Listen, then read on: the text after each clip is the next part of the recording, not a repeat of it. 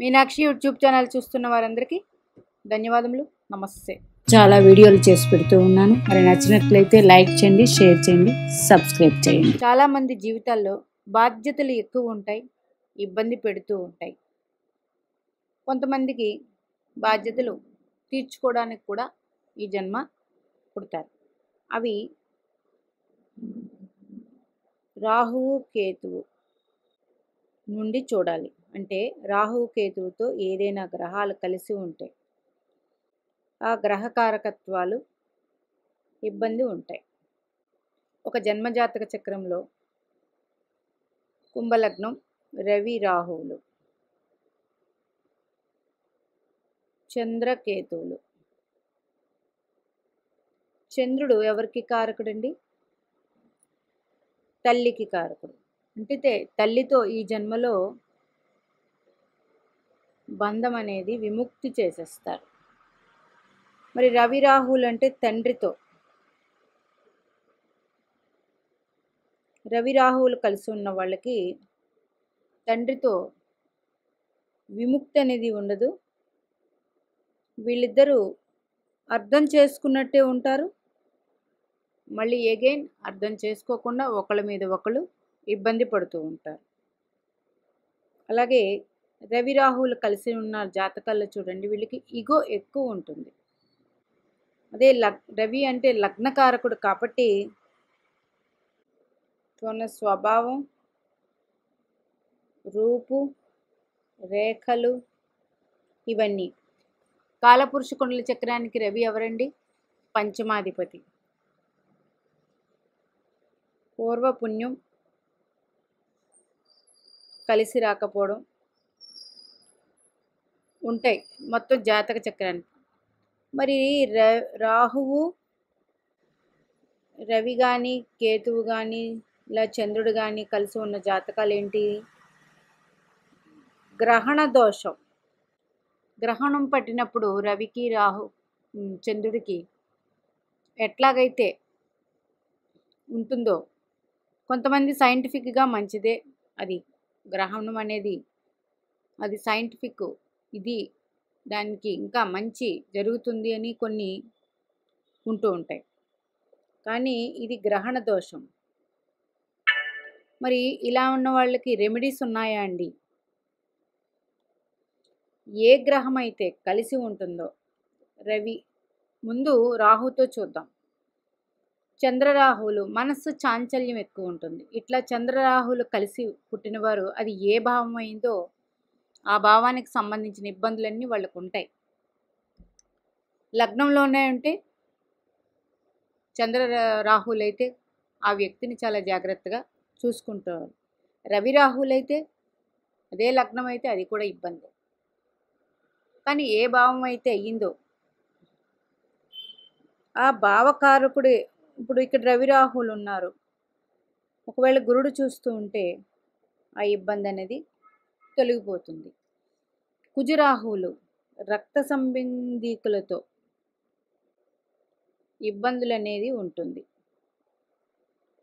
ఒకరి జాతకంలో చూశాను, ఒకరిది సింహలగ్నం అనుకుందాం, కుజకేతువులు కలిసి ఉన్నారు.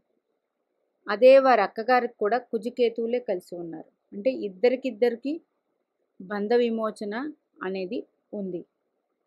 అలాగే కుజరాహువులు అయితే రక్త సంబంధీకులతో ఇబ్బందులు, గొడవలు, లేకపోతే వాళ్ళని ఇబ్బంది పెడుతూ ఉండడం వీళ్ళే, ఇవన్నీ ఉంటాయి. బుధరాహువులైతే బుద్ధి మరీ ఎక్కువగా ఉంటుంది వీరికి, విపరీత ధోరణిలో ఉంటుంది వీరికి. అయితే ఈ కలయిక రాహువుకి మిత్రక్షేత్రాల్లో ఉంటే కొంతవరకు పర్వాలేదు. గురు రాహువుల కలయిక గురుచండాల యోగం. ఎవరికైనా గురు రాహువుల కలయిక ఉన్నదంటే ఆ జాతకం గమనించండి. వాళ్ళకి ఫస్ట్ వాళ్ళంతటా వాళ్ళకే పరిశుభ్రత తక్కువ ఉంటుంది. ఇది 100% ఉంటుంది. మీరు ఇలా ఉన్న వాళ్ళ జాతకంలో ఇలా ఉంటే వాళ్ళ ఇల్లుని కానీ వాళ్ళని కానీ పరీక్షించండి. మరి అది ఏ భావం అయిందో ఆ భావం నుంచి కూడా ఎక్కువ ఇబ్బందులు అనేది పడాల్సి వస్తుంది. శుక్రరాహులైతే స్త్రీలతో ఉంటుంది. అది ఇంట్లో భార్య అయినా, అక్క చెల్లెళ్ళైనా, అట్లాగే పరాయి స్త్రీలైనా, ఎవరితోనైనా వాళ్ళతో ఏదైనా రిపీట్ అవుతూ ఉంటుంది. శుక్రరాహువుల కలయిక అంతే, అదే ఇబ్బంది. మగవాళ్ళ జాతకంలో శుక్రరాహువుల కలయిక ఉంటే జాగ్రత్తగా పరిశీలించి చూసుకోవాలి. శని రాహువుల కలయిక ఉంటే వీళ్ళు చేసిన పనినే 10 సార్లు చేస్తూ ఉండాలి.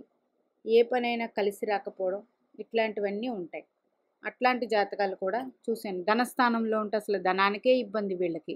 అది ఏ రాశి అయినా ఏదైనా సరే. మరి అదే కేతువుతో ఉంటే, కేతువు మోక్షకారకుడు. కేతువు ఎవరండి? మోక్షకారకుడు. రాహు ఎవరు? ఇహపర సుఖాలు. వాటి మీద కోరికలు కలిగిస్తాడు ఎక్కువ, పదే పదే. అదే ఇది ఇబ్బంది. కేతువు అనుకోండి, రవికేతువులు అంటే తండ్రితో బంధనాలు అనేది తొలగిపోతాయి. చంద్రకేతువులు తల్లితో, కుజకేతువులు బ్లడ్ రిలేషన్స్, అన్నదమ్ములు, అక్క చెల్లెళ్ళు. బుధకేతువులు బుద్ధిమాన్యం ఏదైనా ఉంటే ఈ జన్మలో అది తొలగిస్తాడు ఆయన.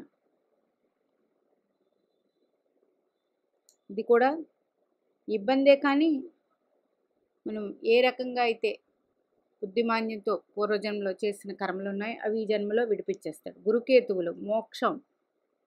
చూడండి, చాలా జాతకాల్లో మీరు చూడండి, గురుకేతువులు కలిసి ఉన్న వాళ్ళకి ఆధ్యాత్మిక చింతన ఎక్కువ ఉంటుంది.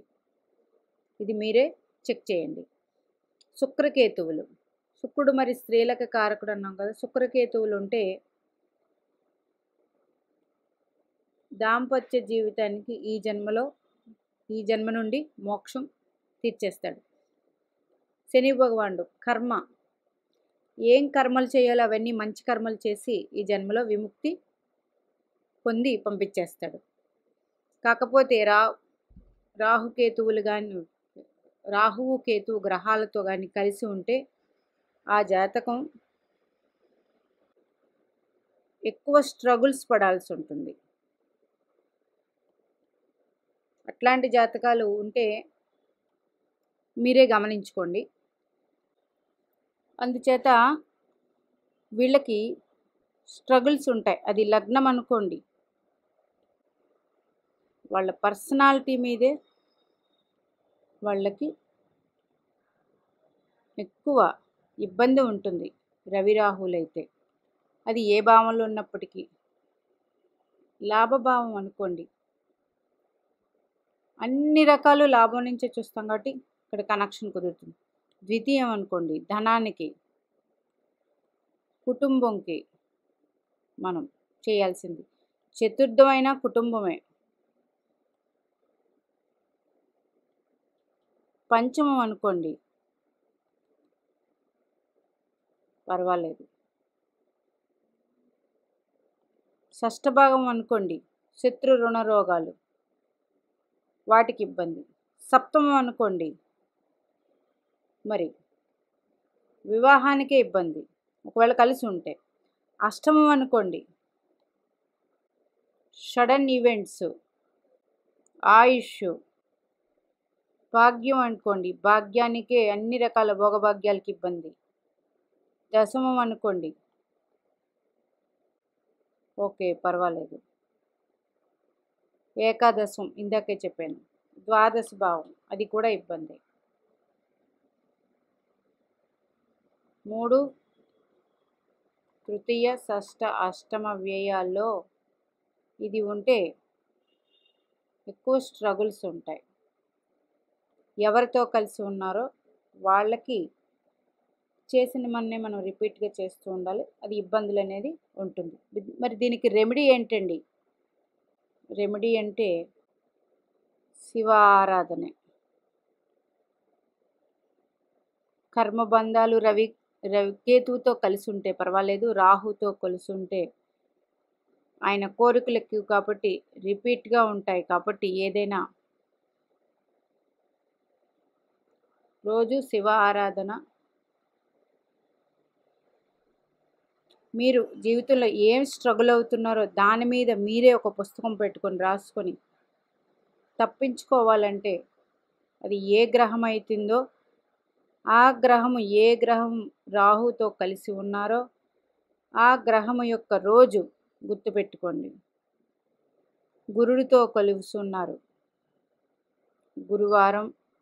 శుక్రుడితో కలిసి ఉన్నారు, శుక్రవారం. రోజు శివ ఆరాధన. గురుడు అంటే ఎక్కువ దేవగురు బృహస్పతిని పూజించడం చేయాలి. శుక్రుడు అమ్మవారిని పూజ చేయడం, లేదా గురుడితో కలిసి ఉంటే మీ గురువులు ఎవరైతే ఉన్నారో వారిని రోజు పాదాలకు నమస్కారం. లేదు మాకు అందుబాటులో లేరండి, పెద్దవాళ్ళు ఉంటారు కదా ఎవరో ఒకరు, వారిని రోజు నమస్కరిస్తూ ఉంచుకోవాలి. ఇది చేస్తే 100% తప్పించుకోవచ్చు. మరి లగ్నాధిపతి అయ్యాడండి గురుడు, రాహుతో కలిసి అష్టమంలో ఉన్నారు, ఇబ్బందేనా? అప్పుడు ఏం చేయాలి? మీ జన్మ లగ్నానికి అష్టమకారకుడైన శని భగవానుడు గ్రహస్థితి చూడాలి. ఏ భావం అవుతుందో ఆ భావకారకుడు మీ జన్మ జాతక చక్రానికి శుభుడయ్యి ఆయన గ్రహస్థితి బాగుంటే రిలీఫ్ అనేది ఉంటుంది.